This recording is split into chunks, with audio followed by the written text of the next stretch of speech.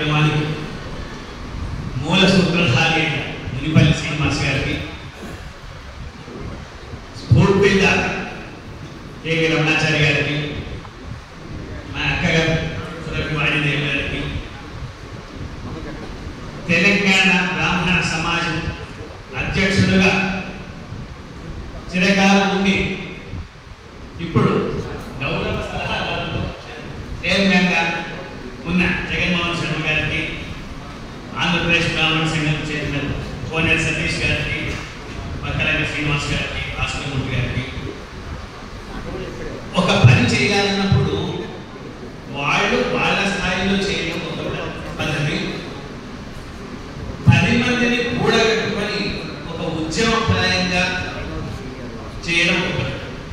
ఈ organising capacity అనేది చాలా కష్టం.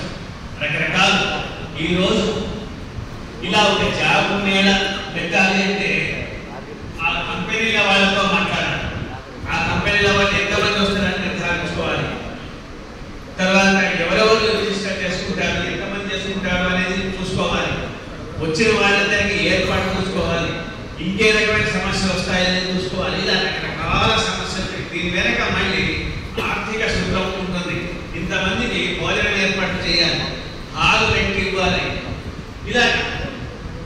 అయితే ఇవన్నీ కూడా భరిస్తూ సమస్యలు చిరునవ్వుతో ఆహ్వానిస్తూ మనం సమాజం నుంచి తీసుకున్నాం. మన ప్రమేయం లేకుండానే మనం ఒక తల్లిదండ్రులు పుట్టాము, ఒక గ్రామంలో పుట్టాము, ఒక సమాజంలో పుట్టాము. ఆ సమాజానికి, ఆ సామాజిక వర్గానికి మనం ఏం చేస్తున్నాము, మన తరువాతి తరానికి మనం ఎలాంటి మేలు చేస్తున్నాము అన్న విషయంతో రమణాచారి గారి స్ఫూర్తితో ఇక్కడి బ్రాహ్మణ సంఘం వారు ఇంతకుముందే బ్రాహ్మణ సంఘం చైర్మన్ పనిచేశారు. అన్ని కార్యక్రమాలకు ఎలాంటి దానికైనా కూడా వారు మార్గదర్శకులు. అట్లాగే సురభి వాణిదేవి గారు, ఎమ్మెల్సీ గారు. విద్యార్థులకు ఎవరికైనా మొట్టమొదట చదువుకునే అవకాశం కలగడం, ఆ తర్వాత ఉద్యోగం. చదువుకునే అవకాశం కలిగినప్పుడు ఆర్థిక సమస్య వస్తుంది, అవకాశాలు లేకపోవడం వస్తుంది.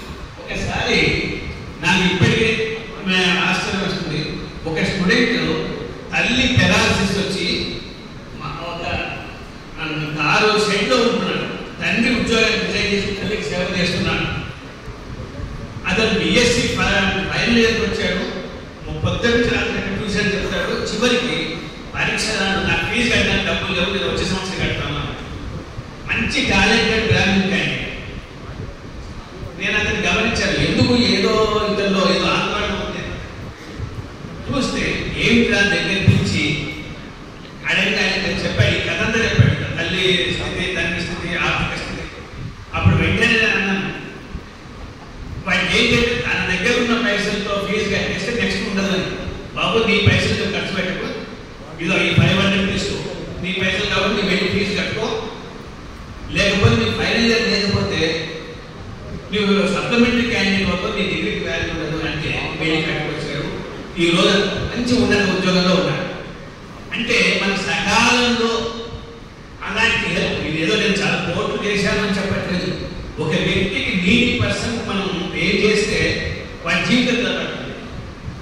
అలాగే ఉద్యోగాల్లో ఈరోజు ఒక రకమైన ఎంత జరిగినా, ఎంత ఉన్నా, ఎంత నదున్నా కూడా ఉద్యోగ అవకాశాలు లేకపోయినా పిల్లలందరూ కూడా డల్ అయిపోతున్న స్థితి ఉంది. అలాంటిలో మనం అందరినీ దేశాలకు ఉద్ధరిస్తామని కాదు, బిందు కనీసం ఈరోజు 1200 మంది వచ్చారు అంటే 1200 మందిలో 200